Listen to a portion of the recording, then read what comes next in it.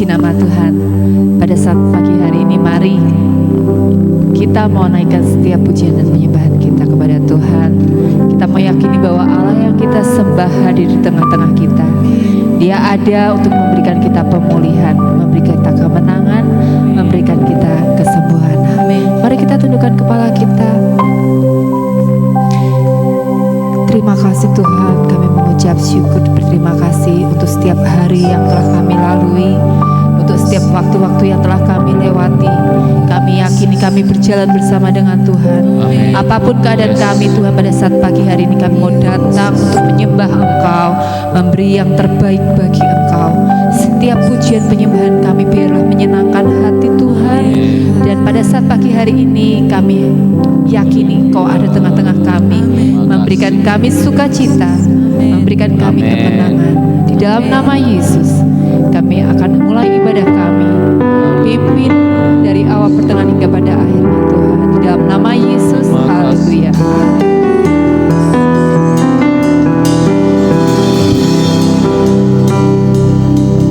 Mari kita datang menyembah di dalam tata kudus Tuhan. Haleluya.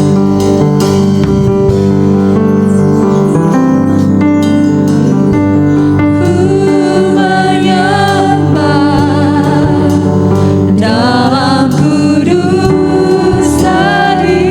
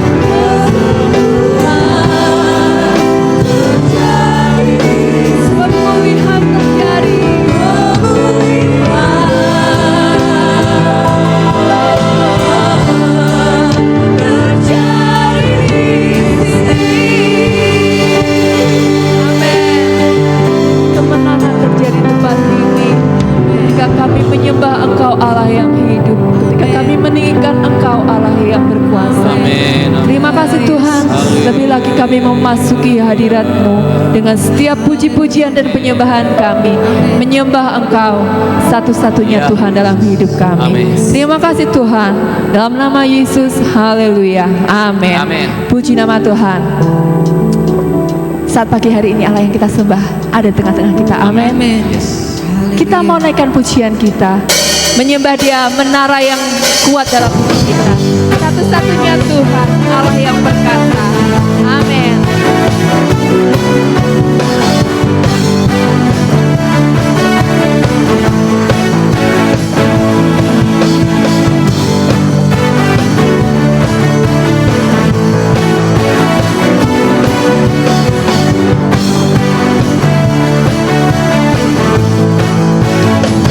Namanya Tuhan, menara yang teguh, Ya kota Betlehem, kota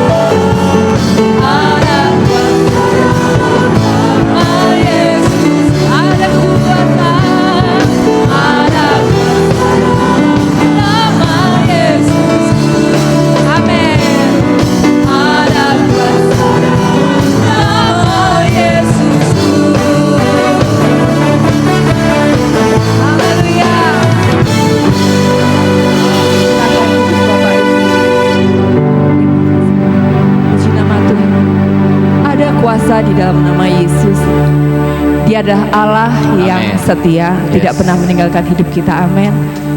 Nama di atas segala nama, nama yang membebaskan hidup kita. Saat pagi hari ini, apapun yang terjadi dalam hidup kita, mari kita serahkan segalanya dalam tangan Tuhan. Dia akan menolong dan memelihara hidup kita. Amin. Apakah kau payah mencari-cari? Apakah kau payah berkeliling? Bawa sekarang segala susahmu. Amin. Ada kaki Yesus serahkan.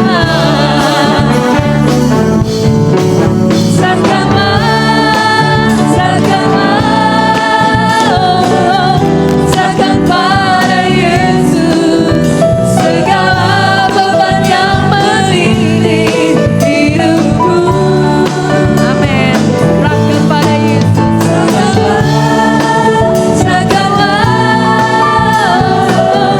Serahkan pada Yesus, Dia akan ganti segala duka menjadi suka.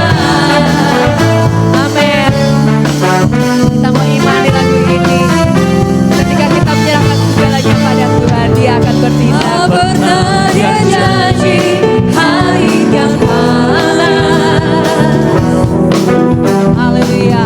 Tak pernah Dia janji pasti akan hujan.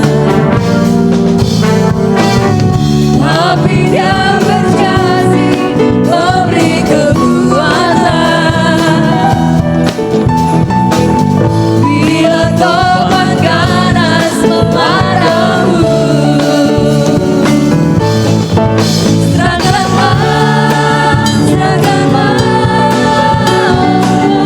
serahkan pada Yesus segala beban yang menindih hidupmu.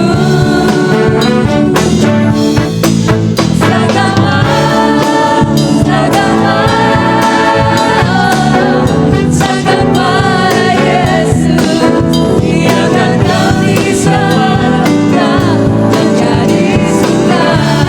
Dengan iman mari kita mau serahkan pada Tuhan. Serahkan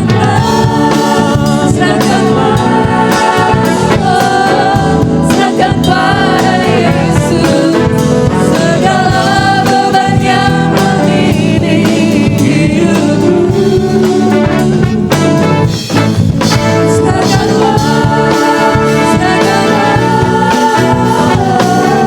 Serahkan pada Yesus, Dia akan ganti segala duka menjadi suka. Dia akan ganti segala duka menjadi suka. Amin. Dia akan ganti segala duka menjadi suka. Haleluya.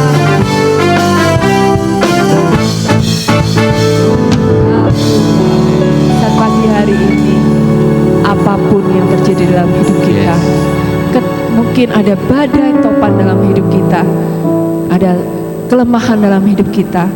Pada saat pagi hari ini kita mau serahkan pada Yesus. Dia berjanji untuk mengganti segala duka kita menjadi sukacita. Dia akan mengangkat setiap beban yang menindih hidup kita. Dan kita mau yakini bahwa Dia ada bersama-sama dengan kita. Selalu menemani hidup kita. Karena Dia Allah satu-satunya penolong yang setia. Amin. Terima kasih Tuhan. Terima kasih karena kami memiliki Allah seperti itu. Allah yang tak pernah meninggalkan hidup kami. Tapi Allah yang mengerti apa yang terjadi dalam hidup kami. Terima kasih Tuhan. Haleluya.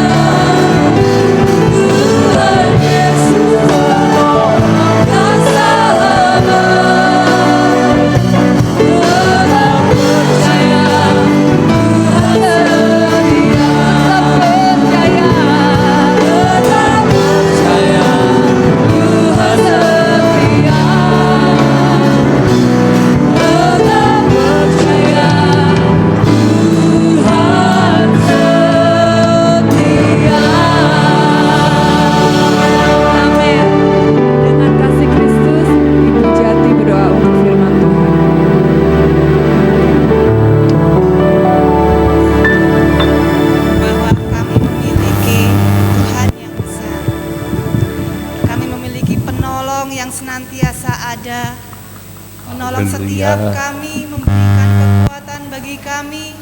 Bahkan ketika badai pergumulan datang dalam kehidupan kami, Tuhan sendiri yang memampukan kami melewati badai itu, bahkan melampaui badai itu Tuhan. Terima kasih Bapa, terima kasih, bersyukur untuk setiap kasih karunia, penyertaan dan berkat-Mu di dalam setiap kehidupan kami pagi hari ini. Kami ada sebagaimana kami ada itu semua karena kemurahan Tuhan. Itu semua karena kasih karunia Tuhan. Terima kasih Tuhan, jika sebentar kami akan mendengarkan firman-Mu, mari Bapak urapi setiap hati kami. Kami mau siapkan lahan hati kami yang paling subur untuk ditaburi oleh firman Tuhan. Kami mau buka hati, kami mau buka telinga kami untuk kami siap mendengarkan firman-Mu Bapa. Dan terlebih Tuhan Roh Kudus-Mu memampukan kami untuk kami bukan hanya sekedar mendengarkan firman-Mu, tetapi terlebih Tuhan terus belajar hidup berkenan di hadapan Tuhan melalui firman-Mu yang pagi hari ini kami dengarkan. Tuhan urapi hamba-Mu yang akan menyampaikan firman-Mu. Biarlah berkat Tuhan mengalir, mengurapi. Tuhan sampaikan apa yang menjadi isi hati Tuhan bagi kami semua yang ada di tempat ini, memberkati setiap kehidupan kami, memberikan kekuatan, menuntun setiap langkah hidup kami. Terima kasih Bapak, terima kasih.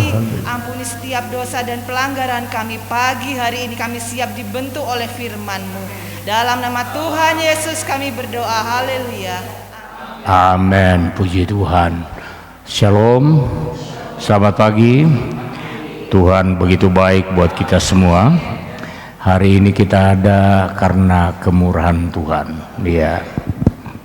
13 hari lagi, ya 14 hari lagi kita akan menyelesaikan perjalanan kita di sepanjang tahun 2022, insya Allah. Jika dikehendaki Tuhan, kita akan masuk di tahun yang akan datang. Namun menjadi perenungan kita di hari ini, bagaimana kita mempergunakan waktu-waktu yang Tuhan sudah berikan kepada kita, kesempatan-kesempatan apakah kita sudah mempergunakan dengan baik, sebaik mungkin, ataukah kesempatan itu kita pakai hanya untuk sesuatu yang bagi kepentingan kita, bukan untuk kemuliaan Tuhan. Ya. Nah, kita akan belajar dari seorang yang bernama Hizkia. Ya. Di dalam 2 Raja-Raja pasal 20 kita bisa baca mulai dari ayat pertama sampai dengan ayat yang ke-6. 2 Raja-Raja pasal 20 ayat 1 sampai dengan ayat 6. Pada hari-hari itu Hizkia jatuh sakit dan hampir mati. Lalu datanglah Nabi Yesaya bin Amos dan berkata kepadanya, beginilah firman Tuhan, sampaikanlah pesan, sampaikanlah wasiat, ya, terakhir kepada keluargamu, sebab engkau akan mati, tidak akan sembuh lagi. Ini sebuah pernyataan tegas, ya, artinya ini ajalnya. Ayat 2. Lalu Hizkia memalingkan mukanya ke arah dinding dan ia berdoa kepada Tuhan. Ya. 3. Ya Tuhan, ingatlah kiranya bahwa aku telah hidup di hadapan-Mu dengan setia dan dengan tulus hati, dan bahwa aku telah melakukan apa yang baik di mata-Mu. Kemudian menangislah Hizkia dengan sangat. Tetapi Yesaya belum lagi keluar dari pelataran tengah, tiba-tiba datanglah firman Tuhan kepadanya, baliklah dan katakanlah kepada Hizkia raja umatku, beginilah firman Tuhan Allah Daud, bapa leluhurmu, telah kudengar doamu dan telah kulihat air matamu. Sesungguhnya aku akan menyembuhkan engkau. Pada hari yang ketiga engkau akan pergi ke rumah Tuhan. Aku akan memperpanjang hidupmu 15 tahun lagi, Dan aku akan melepaskan engkau dan kota ini dari tangan Raja Asyur. Aku akan memagari kota ini oleh karena aku dan oleh karena Daud hambaku. Terpujilah Tuhan, sebab kasih setianya kekal buat selama-lamanya. Amin. Silakan duduk kembali.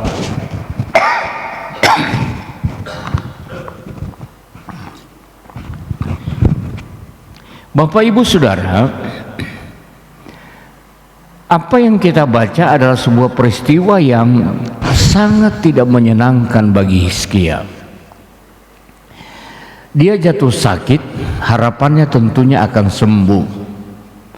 Tetapi Nabi Yesaya datang, diutus oleh Tuhan, tidak membawa kabar baik, tapi kabar yang mengatakan bahwa Hizkia akan mati oleh penyakit itu. Dan kalau kita perhatikan tadi bahwa di dalam ayat yang ketiga, Hizkia adakan tawar-menawar dengan Tuhan. Dia berdoa, dia menangis, lalu dia berkata, Tuhan, aku sudah mengikut Engkau dengan hati yang tulus, ya, dengan setia. Aku sudah melakukan apa yang baik di matamu. Bukan mengungkit, tetapi dari ayat ini kita perhatikan bahwa kalau kita hidup benar, kita hidup berkenan kepada Tuhan, kita tidak perlu ragu-ragu untuk meminta pertolongan Tuhan. Ya, kita tidak perlu ragu untuk minta kesembuhan, untuk minta jamahan Tuhan. Dan saudara-saudara, dikatakan bahwa Yesaya belum lagi keluar dari pelataran, Tuhan berfirman kepada dia, Yesaya, balik,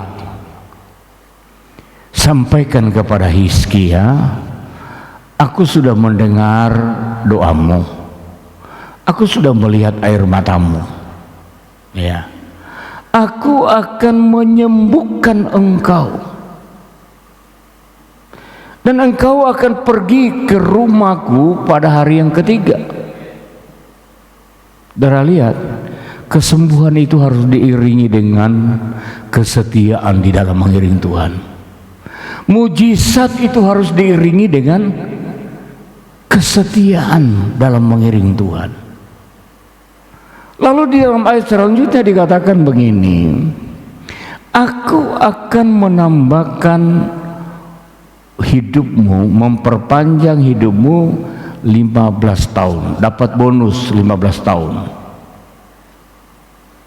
Dan kalau saudara kita perhatikan, bonus 15 tahun ini ada janji-janji Tuhan. Ya, Tuhan berkata apa? Aku akan melepaskan engkau dari Raja Asyur. Aku akan memagari kota Yerusalem, ya, oleh karena Daud. Artinya apa? Bahwa kesembuhan, umur yang dipanjangkan berkat Allah menambah usia, itu ada janji yang baik yang akan diterima oleh Hizkia, yang akan dialami oleh Hizkia. Ya, saudara-saudara, ya. Tetapi kalau kita perhatikan, Hizkia ternyata tidak menerima yang baik sesuai dengan apa yang dijanjikan Tuhan. Kalau kita baca ayat 16 sampai ayat 18, saudara-saudara bisa dibuka ayat itu, ayat 16 sampai ayat 18.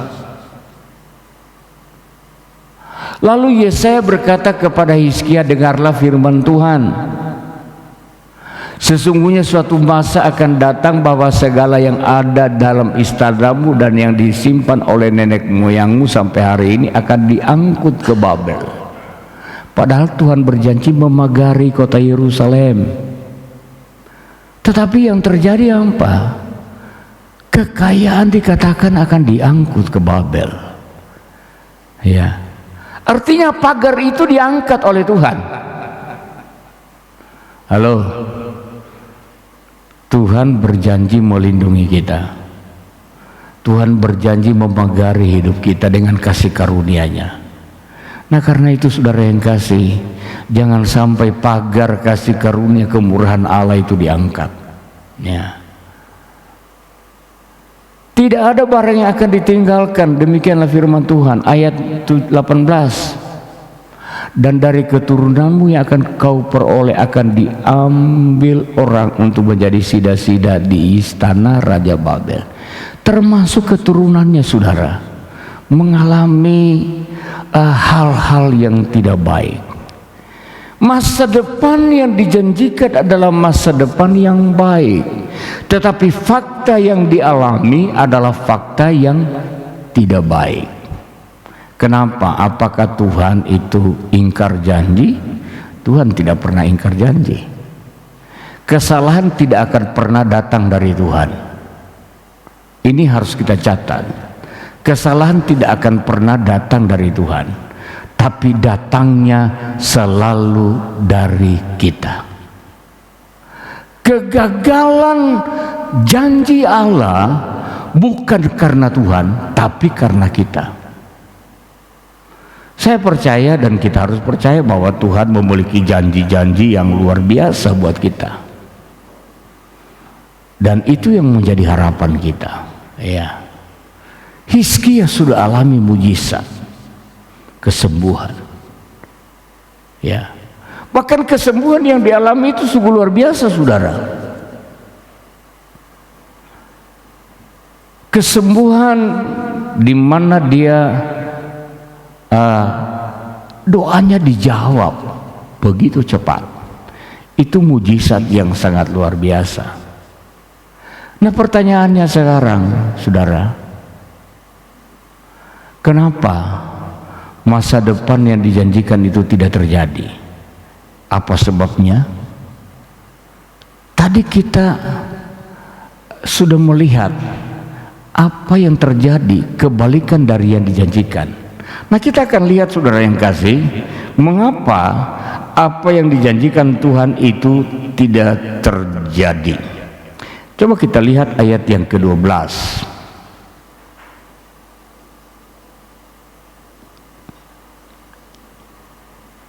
Pada waktu itu Merodak Baladan bin Baladan, Raja Babel, menyuruh orang membawa surat dan pemberian kepada Hizkia. Sebab apa?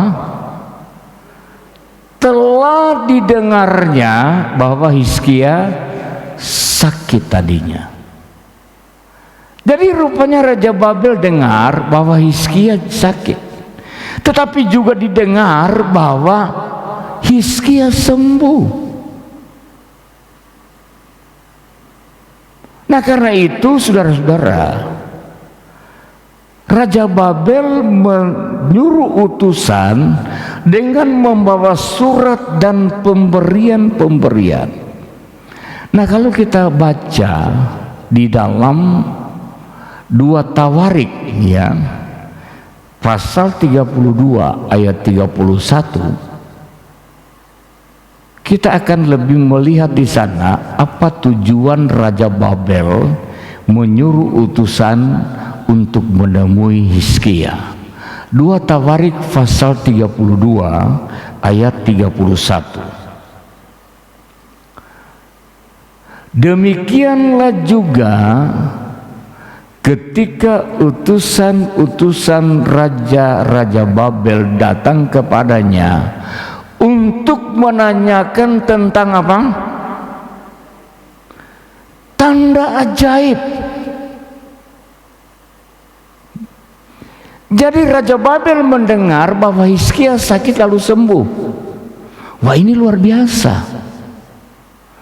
Raja Babel berpikir bahwa saya harus mendengar cerita tanda ajaib yang dialami oleh Hizkia.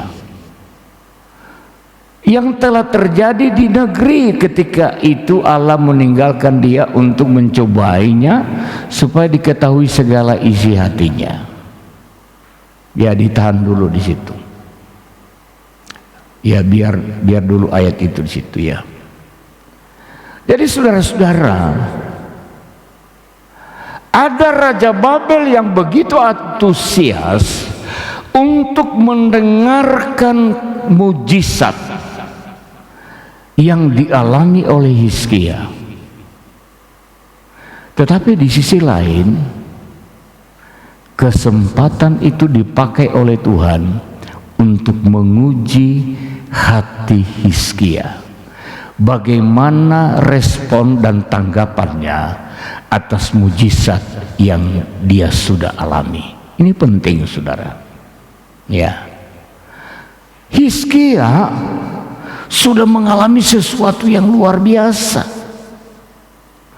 Tetapi kita perhatikan, saudara,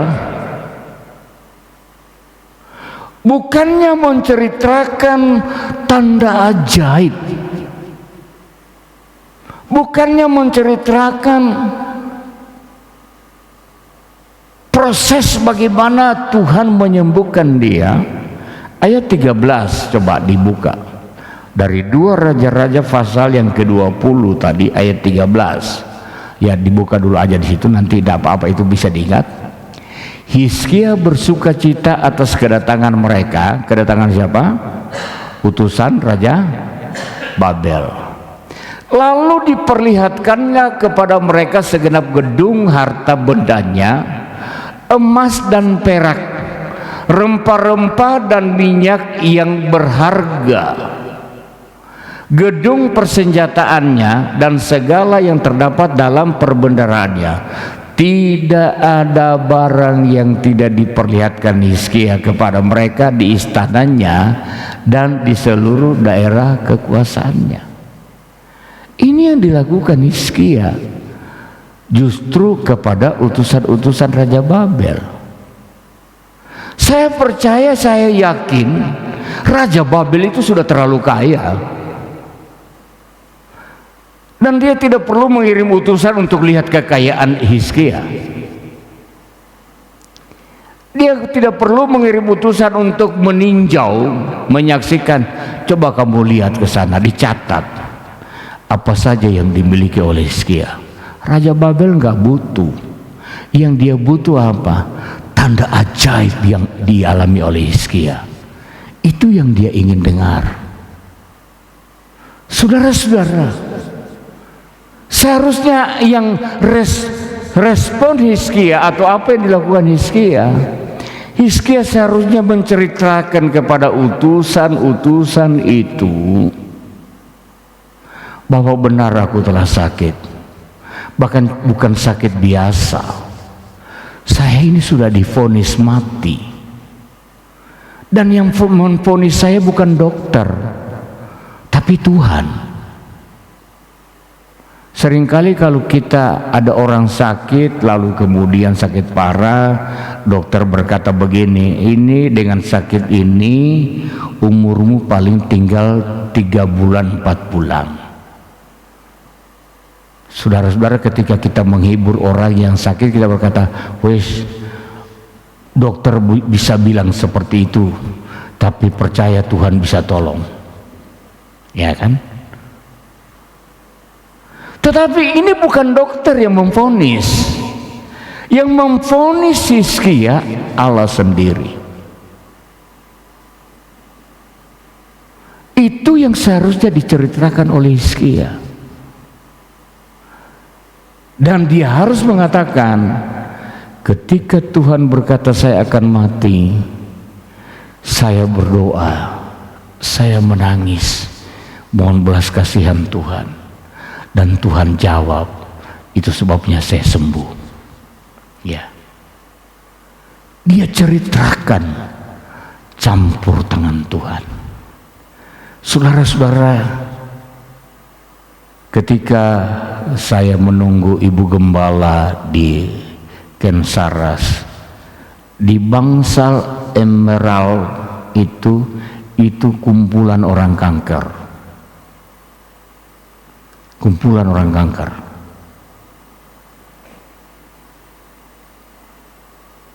Di kamar sudah keluar, ibu gembala masuk, di situ sudah ada orang. Lalu kemudian yang satunya pulang 2 hari, masuk lagi 1 orang. Nah kemudian ada yang datang waktu itu, dia membusuk, dia berkata begini, Om, memang di dalam survei bahwa provinsi yang terbanyak terdampar kanker itu Jawa Tengah. Bukan Manado yang suka makan daging, saudara. Bukan Batak yang suka makan daging, tapi Jawa Tengah. Loh kenapa saya tanya? Karena Jawa Tengah itu makanannya manis kabeh.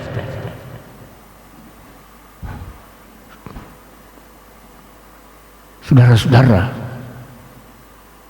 begitu banyak orang sakit. Lalu kita bertanya, ibu gembala ke rumah sakit salah? Enggak salah.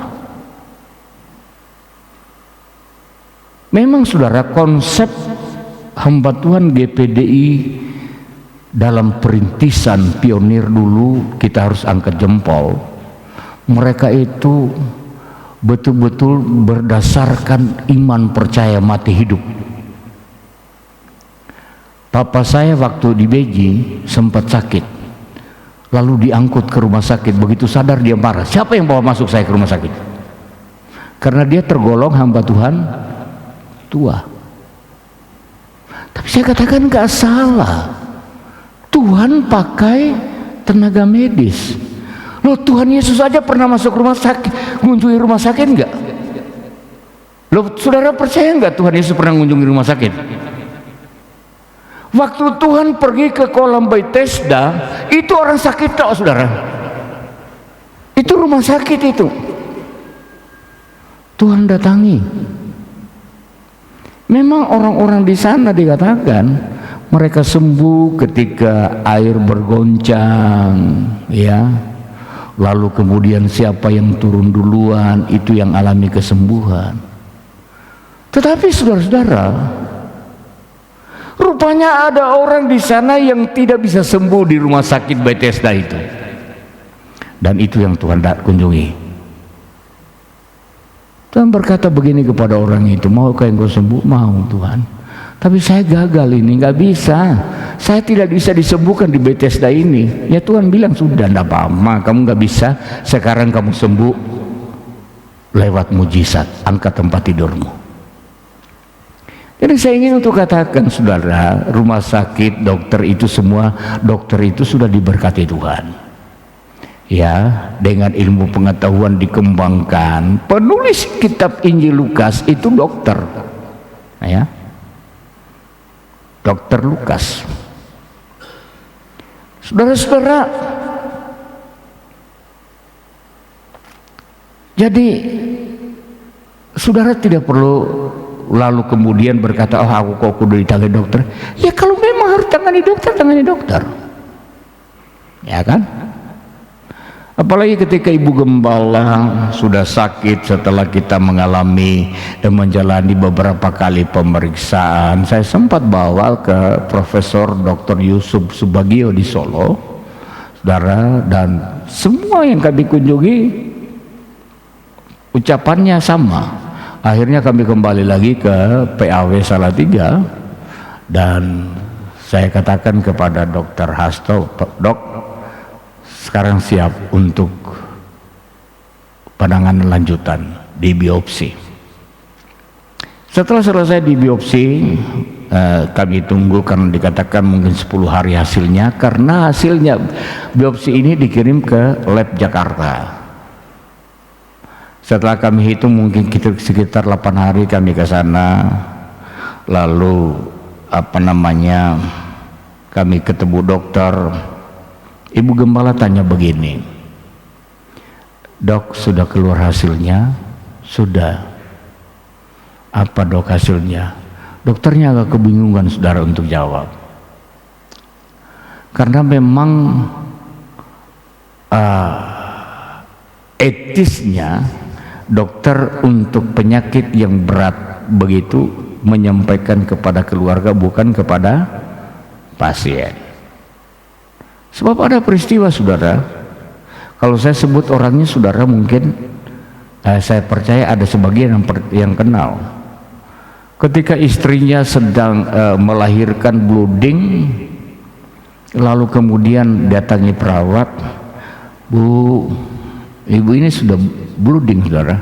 Bu, anaknya ini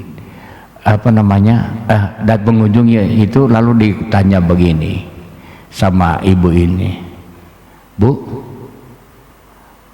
sus gimana anak saya?" Perawatnya, "Bu, maaf mati." Lah ya si blooding tambah beli mati sisan ibunya saudara yang ngasih, ya kan? Jadi memang etisnya dokter memberitahu kepada keluarga. Lalu kemudian dokter itu agak kebingungan. Ibu gembala bilang begini, "Bu, nggak apa-apa Bu, saya sudah siap kok." Kanker Bu. Saya tanya, "Dok, kanker hasil biopsi itu stadium berapa?" Dia angkat tangan, stadium 4. Jujur saudara, ketika mendengar itu seperti di petir di siang bolong, tapi saya berusaha menegarkan hati, karena kalau saya tidak tegar, bagaimana dia tegar? Ya, anak-anak sebenarnya sudah tahu, karena waktu akan dibiopsi itu dokter bilang begini, "Wah, ini keganasan." Jadi rupanya kan ada tumor, ya ibu itu Bu Gembala sudah pernah dioperasi lipoma, ada uci-uci apa semua kan, tetapi kalau yang sifatnya cancer itu istilahnya keganasan. Jadi anak-anak sudah tahu. Sampai anak-anak itu berkata begini, "Pokoknya kita harus ngomong, siapa yang besuk mama jangan nangis di depan mama." Ya. Begitu saudara. Dan saya berusaha untuk menegarkan hati. Nah, ketika satu saat Greta bilang, "Pak, kalau papa memang perlu istirahat, saya ganti papa pulang." Jadi Jamie antar Greta ke sana, malam itu gantian saya pulang. Waktu saya sendirian di kamar, disitulah saya menjerit nangis karena dia tidak ada. Saya hanya berkata, "Tuhan, beri dia kesempatan, supaya kesempatan yang Engkau beri dia pakai untuk bersaksi, mengkuatkan, membangkitkan iman, menyemangati orang-orang yang kena kanker." Itu yang saya minta kepada Tuhan. Sebenarnya saya katakan, Tuhan mau pakai kamu, ya. Nah, Bapak Ibu Saudara, Hizkia ada kesempatan untuk dia mempermuliakan Tuhan. Coba kita buka dulu Mazmur 50 ayatnya yang ke-15. Mazmur pasal 50 ayat 15. "Berserulah kepadaku pada waktu kesesakan. Aku akan meluputkan engkau, dan engkau akan memuliakan aku." Dan perhatikan, kamu punya masalah, ada penyakit, ada persoalan, Tuhan bilang, "Berseru kepadaku, aku akan meluputkan engkau, aku akan menyembuhkan engkau." Ini sebuah kepastian saudara. Tetapi ayat ini tidak berhenti di sana. Dikatakan, "Dan engkau yang aku tolong, yang aku sembuhkan, harus memuliakan aku." Saudara-saudara, ini kegagalan Hizkia mempergunakan kesempatan yang Tuhan berikan. Umur 15 tahun seharusnya kesembuhan yang dialami dan ditambahkan umur 15 tahun seharusnya menjadi kesaksian Hizkia untuk menceritakan betapa hebatnya Allah, betapa Tuhan mengasihi, betapa Tuhan berkuasa. Tetapi apa yang dilakukan sebaliknya, malah sombong. Ini loh, saya sama sekali tidak menyinggung mujizat Allah. Bapak Ibu Saudara yang saya kasih di dalam Tuhan, setiap kesempatan yang Tuhan berikan kepada kita, pergunakan, muliakan Tuhan di atas segala-galanya. Kalau engkau diberkati, jangan tonjolkan upayamu. Bahwa upayamu itu harus dihargai, itu memang. Bahwa upayamu itu membuat engkau sukses, benar. Tetapi jangan pernah melupakan bahwa kesuksesan dan berkat selalu atas kehendak Allah. Tanpa kehendak Allah, kita boleh banting tulang jungkir 27 kali, tidak akan mungkin berhasil. Tanpa pertolongan Tuhan dan kasih sayang Tuhan, saudara-saudara, kita tidak akan alami apa-apa. Tetapi karena pertolongan Tuhan, Tuhan pakai orang lain untuk menyemangati kita. Tuhan pakai pendeta untuk mendoakan kita. Tuhan pakai dokter untuk mendiagnosa dengan baik dan memberikan terapi obat yang baik. Tetapi kembali saya katakan, kembalikan kemuliaan hanya untuk Tuhan.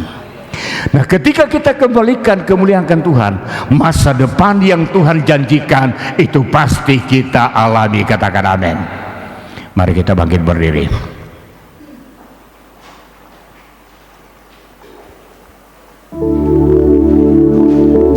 Hidup ini adalah kesempatan. Kita nyanyikan punya.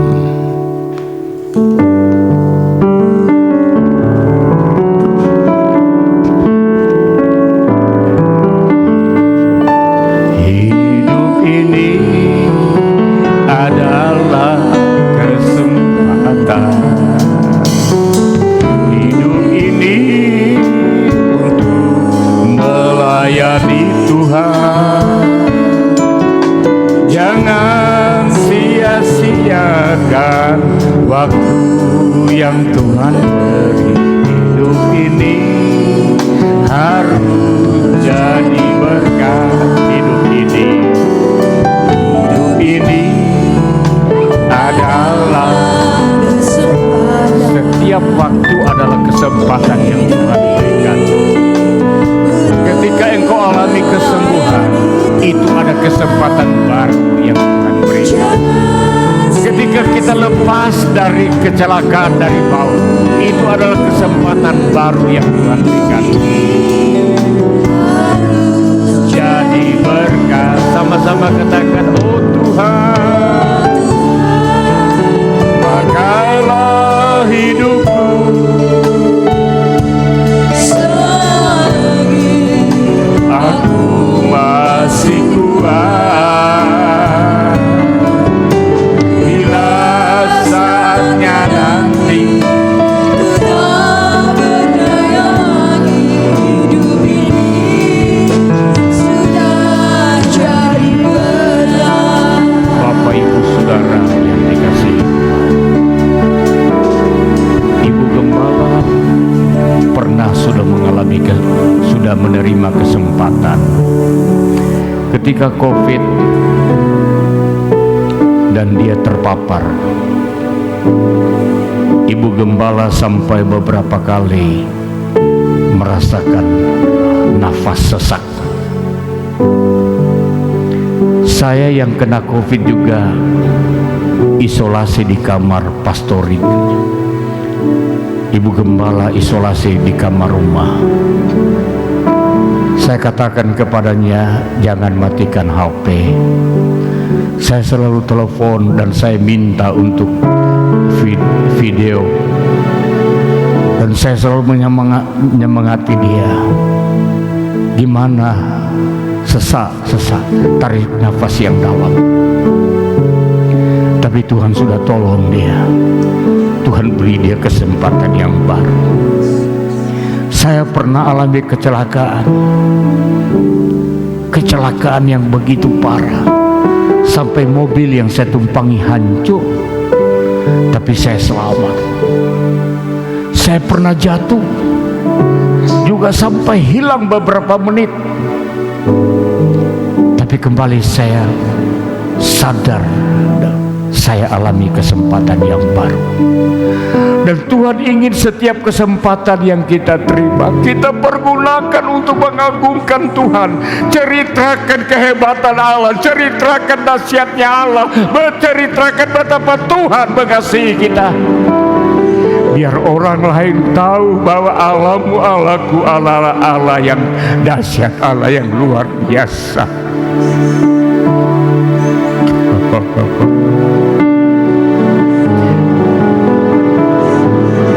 Dia ada di sini, saudara.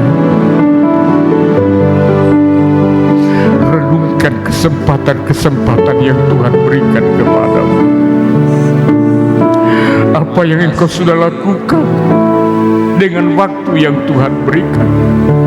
Kalau engkau diberkati, Tuhan mau supaya Tuhan dimuliakan. Kalau engkau sembuh, Tuhan mau supaya Tuhan dimuliakan. Kalau hari ini engkau masih kuat, Tuhan mau supaya Tuhan dipermuliakan.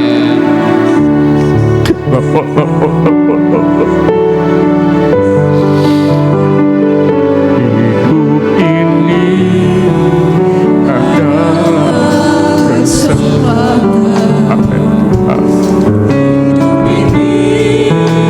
untuk melayani Tuhan. Jangan sia-siakan waktu yang Tuhan beri. Hidup ini harus jadi berkat. Sekali lagi katakan, hidup ini kesempatan kami. Amin. Untuk melayani Tuhan. Jangan sia-siakan Waktu yang Tuhan. Hidup ini jadi. Sama-sama katakan, oh Tuhan, pakailah hidupku. Amin. Selagi aku masih kuat, bila saatnya nanti ku tak berdaya lagi, hidup ini sudah jadi oh Tuhan, oh haleluya, amin, amin. Selagi aku masih kuat, saatnya nanti ku tak berdaya lagi, hidup ini sudah jadi berkat. Hidup ini sudah jadi berkat. Haleluya, haleluya. Terima kasih Bapa di sorga untuk firman-Mu yang kami sudah terima pada saat pagi hari ini. Tanam meteraikan dalam setiap hati kami, agar kami dengan bijak mempergunakan setiap waktu kesempatan yang Tuhan berikan kepada kami, menghargai hidup yang Tuhan karuniakan, menghargai berkat yang Tuhan karuniakan, menghargai kesehatan yang Tuhan karuniakan. Semuanya kami kembalikan untuk memuji Tuhan, memuliakan Tuhan, dan untuk kemuliaan Tuhan. Terima kasih Bapa di sorga. Tuhan, hamba berdoa menyerahkan umat-umat-Mu ke dalam tangan-Mu. Kiranya penyertaan Tuhan menyertai kami semua.